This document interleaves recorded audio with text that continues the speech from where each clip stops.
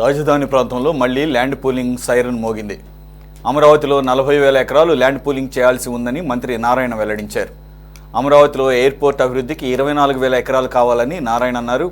వీలైనంత వరకు land pooling చేయాలని అనుకుంటున్నామని మంత్రి వెల్లడించారు. ల్యాండ్ పూలింగ్ లేదా అక్విజిషన్ చేయాలి అన్న దానిపై అభిప్రాయ సేకరణ చేయమని స్థానిక ఎమ్మెల్యేలకు చెప్పామన్నారు.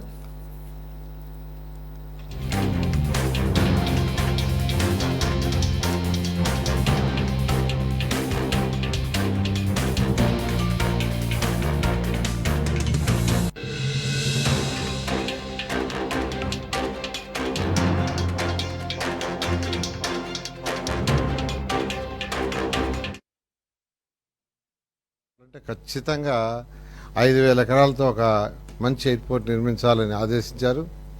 అదేవిధంగా స్మార్ట్ ఇండస్ట్రీస్ రావాలి. అవి వస్తేనే ఏదైతే 34,000 ఎకరాలతో ల్యాండ్ పూలింగ్ తీసుకున్నామో ఆ రైతుల యొక్క ల్యాండ్ విలువ నిలబడుతుంది. ఇలాంటి విలువ నిలబడదు కాబట్టి ఇమీడియట్గా స్మార్ట్ ఇండస్ట్రీస్కి ఒక 2,500 ఎకరాలు, అదేవిధంగా ఒక ఇంటర్నేషనల్ స్పోర్ట్స్ సిటీ నిర్మిస్తే సంవత్సరానికి 2-3 యాక్టివిటీస్ జరిగినా దానివల్ల అనేక హోటల్స్ వస్తాయి, అవి ఫిల్ అవుతాయి, ప్రభుత్వానికి జిఎస్టీ పెరుగుతుంది, సర్వీస్ సెక్టర్ కూడా పెరుగుతుంది, దానివల్ల ఎంతోమందికి ఎంప్లాయ్మెంట్ వస్తుందనే ఉద్దేశంతో ఈ 3 ప్రాజెక్టులు టేకప్ చేయమన్నారు. అయితే ఆ 3 ప్రాజెక్టుకి ల్యాండ్ అక్విజిషన్, ల్యాండ్ పుల్లింగ్ అనే డెసిషన్లో అక్కడున్న ప్రజాప్రతినిధులు అధికారులకు ఇన్స్ట్రక్షన్ ఇచ్చాం.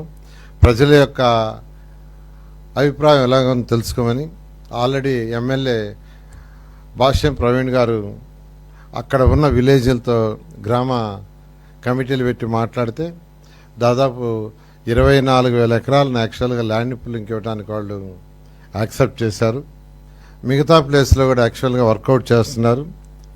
ఇవి వీలైనంత తొందరలో చేయడానికి సంబంధించి కొన్ని రూల్స్ అండ్ రెగ్యులేషన్స్, అంటే ఇప్పుడు ఏదైతే land pulling rules and regulations పెట్టామో అది 217 చదరపు కిలోమీటర్లకే ఆల్రెడీ ఉన్నదానికే.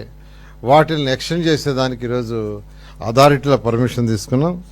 ఆ విధంగా ఈరోజు అథారిటీలో మేజర్గా ఈ టవర్స్, ల్యాండ్ పుల్లింగ్ సంబంధించి వాటికి దాని మీద కూడా యాక్చువల్గా ఈరోజు నిర్ణయం తీసుకోవడం జరిగింది.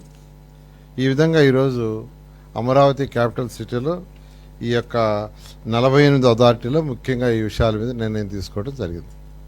ల్యాండ్ పుల్లింగ్లో తీసుకోవాలని లేదు, కాదు అంటే ల్యాండ్ అక్విజిషన్ అయితే వెరీ సింపుల్, 10,000 ఎకరాలు చేస్తే సరిపోద్ది. 10,000 ఎకరాలు తీసుకుంటే డైరెక్ట్గా దాన్ని వాడేస్తాం, అసలు ఇబ్బంది ఉండదు.